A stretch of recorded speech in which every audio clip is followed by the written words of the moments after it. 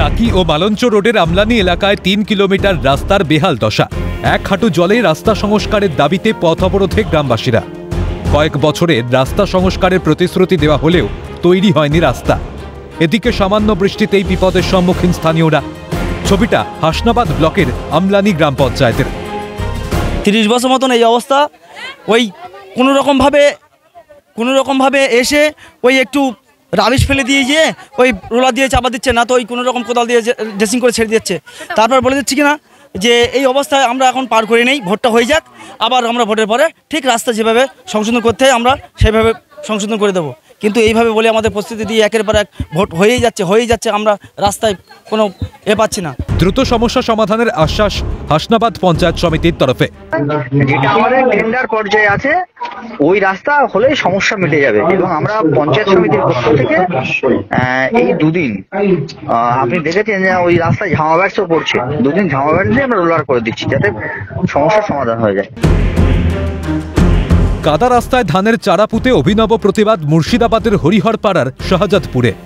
অভিযোগ, দীর্ঘদিন ধরে এই গুরুত্বপূর্ণ রাস্তাটির বেহাল দশা নিয়ে একাধিকবার প্রশাসনের দৃষ্টি আকর্ষণ করা হলেও মেলেনি কোনো স্থায়ী সমাধান। যার জেরে সামান্য বৃষ্টিতেই কাদা জলে চলাচলের অযোগ্য হয়ে পড়ে রাস্তাটি। গাড়ি তো দূর, পায়ে হেঁটে চলাচল করাও দুষ্কর। প্রতিবাদে কাদা রাস্তায় ধানের চারা রোপণ করে প্রশাসনের প্রতি বার্তা গ্রামবাসীর।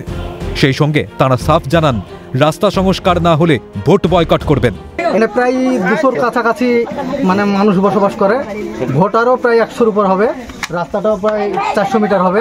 এই রাস্তায় আমরা বারবার এটা জানিয়েছি, কর্মী যারা আছেন এখানে যারা নেতৃত্ব দেন তাদের কাছে বারবার গেছি, তারা এক টলি ঘাসও ফেলে দেয় না। হ্যাঁ, আমরা বেড়াতে পারি না। এরা সমস্ত মানুষ এত অসুবিধা ভোগ করে, এখানে তা বলার নাই। হ্যাঁ, আপনারা গিয়ে দেখুন, এখানে নেতা কর্মীদের বাড়ি ওলগলি সব পাকা ঢালাই হয়েছে, কিন্তু আমাদের এত বড় রাস্তা, এতগুলো মানুষ বসবাস করে, এখানে এতগুলো ভোটার আছে, আমরা বারবার ভোট দিয়ে যাচ্ছি।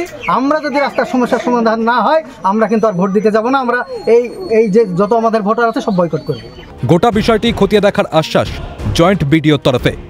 সেটা জাস্ট আমরা একটা খবর পেলাম, তো ওখানে সেরকম একটা কাঁচা রাস্তা আছে, হচ্ছে বলে সমস্যা হচ্ছে বলে সেটা আমরা একটু খবর পেয়েছি, সেটা আমরা দেখে নিচ্ছি। হাসনাবাদ থেকে শামীম মোল্লা ও মুর্শিদাবাদ থেকে শুভাশিস সৈয়দের রিপোর্ট, ক্যালকাটা নিউজ।